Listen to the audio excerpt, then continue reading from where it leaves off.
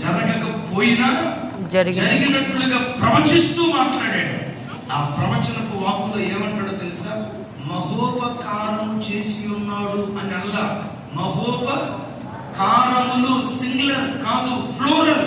మహోపకారములు చేసి ఉన్నాడు, ఒకటి కాదు, అనేక మహోపకార్యాలు యెహోవా నా బ్రతుకులో చేసి ఉన్నాడు అని ప్రవచనం ఎత్తి మాట్లాడాడు. కాబట్టి గొర్రెల దొడ్డిలో ఉన్న దావీదును లేవనెత్తి సింహాసనం మీద దేవుడు కూర్చోబెట్టాడు.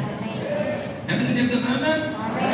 యెహోవా నాకు మహోపకారములు కొత్తగా చెప్పాలి చేసి ఉన్నాడు. బిడ్డ, నువ్వు ప్రార్థన ముగింపు సరికి నువ్వేం చేయాలో తెలుసా? దేవాకల్పును ఏడ్చావు. ఏడ్చిన తర్వాత ప్రార్థన ముగింపు ఏడుపుతో ముగించబడతావు. ఏమన్నా తెలుసా? నన్ను ముట్టినందుకై నీకు స్తోత్రం, నాకు విడుదల ఇచ్చినందుకై స్తోత్రం, నా కడుపులోకి తగ్గి